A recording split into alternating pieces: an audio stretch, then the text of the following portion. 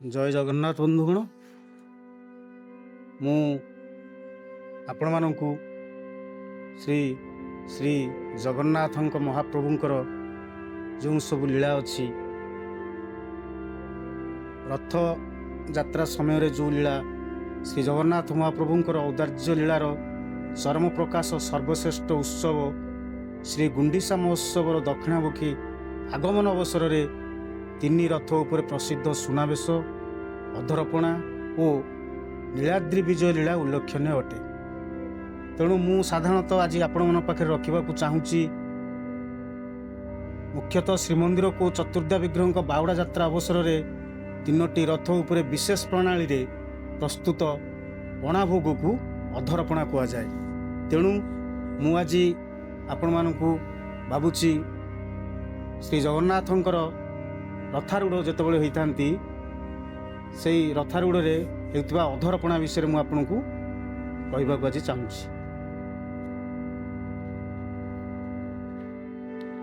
श्रीमंदिर प्रशासन पक्षर मुद्रित श्री विग्रह मानकर रथयात्रा नीति निर्घंट पुस्तिकार सूचना प्रकार यही दिन विशेष नीति अच्छी।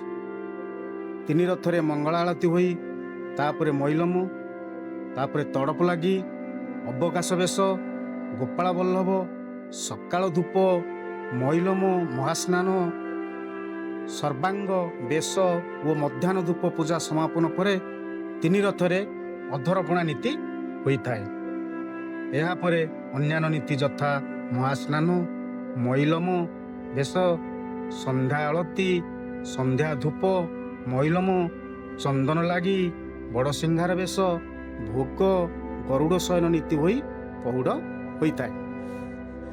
तन्मध्य ठाकुर मानकर अधर पर्यंत पाउथिबा मापर तुम्भाकृति मृत्तिका निर्मित हांडी रे पणा भोग होइतिबारु एहाकु अधरपणा कुहा जाए।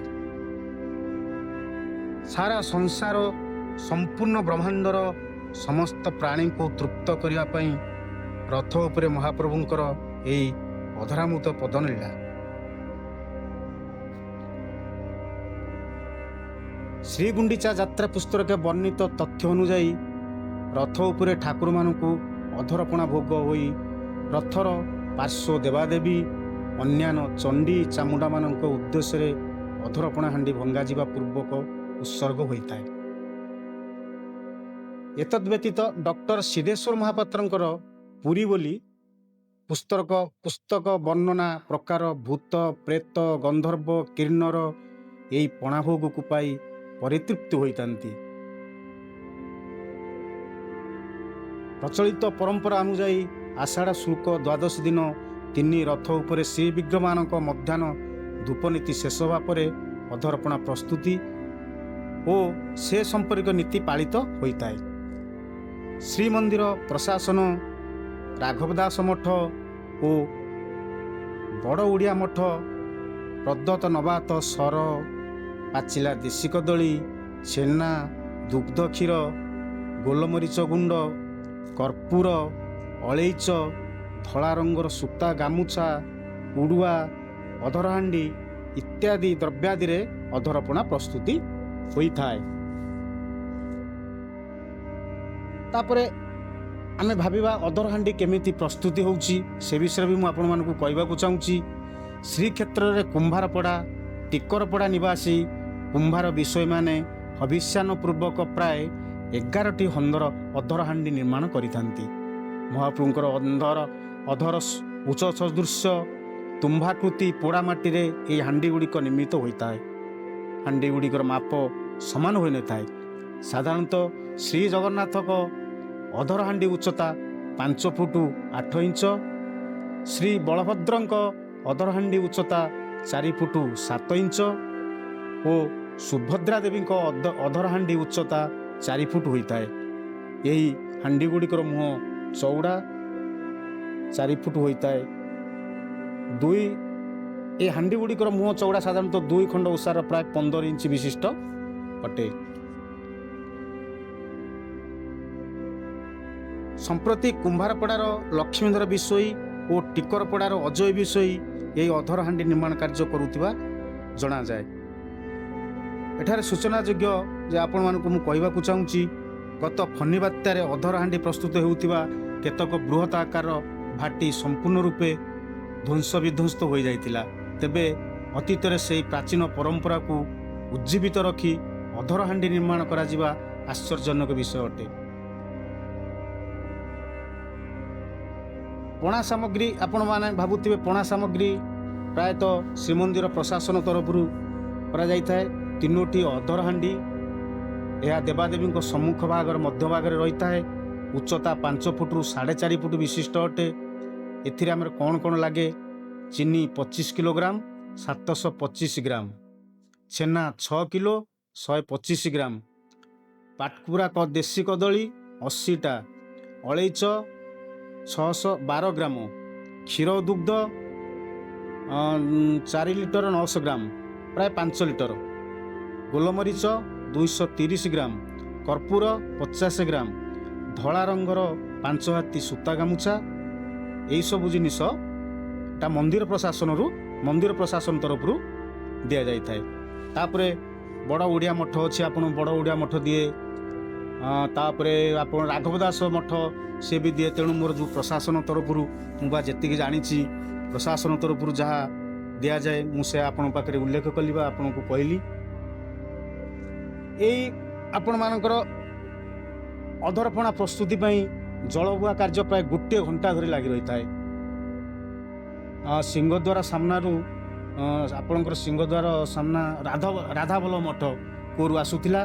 ପରବର୍ତ୍ତୀ ସମୟରେ ଛାଉଣି ମଠ କୂପରୁ ଅନେକ ବର୍ଷ ଧରି ଜଳ ବୁହା ହୋଇ ଆସୁଅଛି।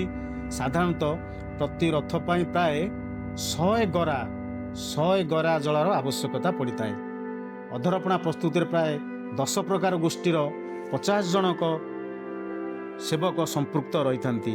ତନ୍ମଧ୍ୟରେ 3 ଜଣ ପୂଜା ପଣ୍ଡା, ଭିତରଛ, ତଳୁଛ, ପାଳିଆ ପୁଷ୍ପାଳକ, ମହାସ୍ୱାର, 3 ଜଣ ପତ୍ରୀବଡ଼ୁ, ଗରାବଡ଼ୁ, ସୁଆର ବଡ଼ୁ, ପତିହାରୀ, ପାଣିଆପାଟ, ଏ ଗୋଷ୍ଠୀଗତ ସେବା ଏମାନେ ଦେଉଥାନ୍ତି। ଅଧରପଣା ଭୋଗ ପୂର୍ବରୁ ମହାସ୍ୱାରମାନଙ୍କର ପଣା ପାଇଁ ଆବଶ୍ୟକ ଜିନିଷମାନ ପ୍ରସ୍ତୁତି କରିବା ସମୟରେ ଭିତରଛ, ତଳୁଛ ଓ ପାଳିଆ ପୁଷ୍ପାଳକ ସେବକ ଅଧରହାଣ୍ଡି ଆଗରେ ଖଣ୍ଡେ ନୂଆ ଗାମୁଛା ବସ୍ତ୍ର ଶ୍ରୀଅଧରକୁ ଆଢ଼ୁଆଳ କରି 2 ହାତରେ ଧରି ରହିଥାନ୍ତି। ପରମ୍ପରା ଅନୁଯାୟୀ ଭିତରଛ ବଳଭଦ୍ର ବାଡ଼ରେ, ତଳୁଛ ମହାପ୍ରଭୁଙ୍କ ବାଡ଼ରେ ଓ ପାଳିଆ ପୁଷ୍ପାଳକ ସୁଭଦ୍ରାଙ୍କ ବାଡ଼ରେ ସେବା ନିର୍ବାହ କରିଥାନ୍ତି। ପରମ୍ପରା ଅନୁଯାୟୀ ମାନବ ଏହି ପଣା ଗ୍ରହଣ କରିବାର ବିଧି ନାହିଁ। ଆପଣମାନେ ଭାବୁଥିବେ ଯେ ଯେଉଁ ଅଧରପଣା ସେ ବିଗ୍ରହମାନଙ୍କ ଆଗରେ ରଖାଯାଏ ସେଇଟା ଆମର ସାଧାରଣତଃ ଆମେ ଯେଉଁ ଭକ୍ତମାନେ ସେଇଟାକୁ ଆମେ ଖାଇପାରିବା ନାହିଁ।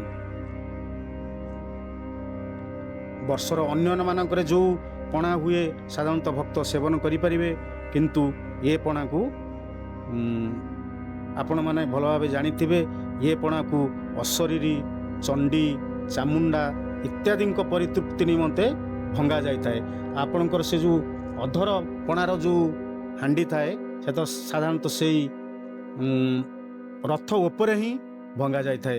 ତେଣୁ କ'ଣ ବା ମୁଁ ଆପଣଙ୍କୁ କହିବି, ଶ୍ରୀ ଜଗନ୍ନାଥଙ୍କ ତ ବିଚିତ୍ର ଲୀଳା।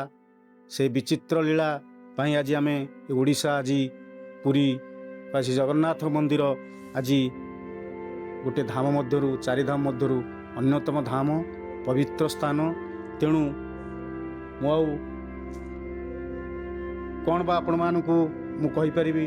ତେଣୁ ଯଦି ଆପଣମାନେ ଏ ଅଧରପଣା ବିଷୟରେ ଆପଣଙ୍କୁ ଭଲ ଲାଗିଥାଏ, ମୁଁ ପୁଣି ଆପଣମାନଙ୍କର ଆଶୀର୍ବାଦ ରହିବ। ପୁଣି ମୁଁ ଅନ୍ୟ ଭିଡ଼ିଓରେ ଆପଣମାନଙ୍କୁ ମୋ ଚ୍ୟାନେଲ ମାଧ୍ୟମରେ ମୁଁ ଅନ୍ୟାନ୍ୟ କଥା ମଧ୍ୟ କହିବି। ତେଣୁ ଭିଡ଼ିଓଟି ବହୁତ ଲମ୍ବା ହୋଇଯାଉଛି। ତେଣୁ ମୁଁ ପୁଣି ନେକ୍ସଟ ଆଗ କୌଣସି ଭିଡ଼ିଓ କରି ପୁଣି ସେ ମହାପ୍ରଭୁ ଜଗନ୍ନାଥ ଯେ ଯୁଗେ ଯୁଗେ ଅଛନ୍ତି, ଯେ ଆମର ତ୍ରାଣକର୍ତ୍ତା, ପ୍ରାଣକର୍ତ୍ତା, ଆମର ଗର୍ବ, ଆମର ସେ। ତେଣୁ ମୁଁ ଆଉ ବିଶେଷ କ'ଣ କହୁଛି। ତେଣୁ ରହୁଛି। ଯଦି ଆପଣମାନଙ୍କୁ ମୋ ଭିଡ଼ିଓଟି ଭଲ ଲାଗିଲା ଆପଣମାନେ କମେଣ୍ଟ କରିବେ, ଲାଇକ୍ କରିବେ ଏବଂ ଯଦି ସବସ୍କ୍ରାଇବ୍ ନ କରିଥିବେ ପ୍ଲିଜ୍ ସବସ୍କ୍ରାଇବ୍ କରିବେ।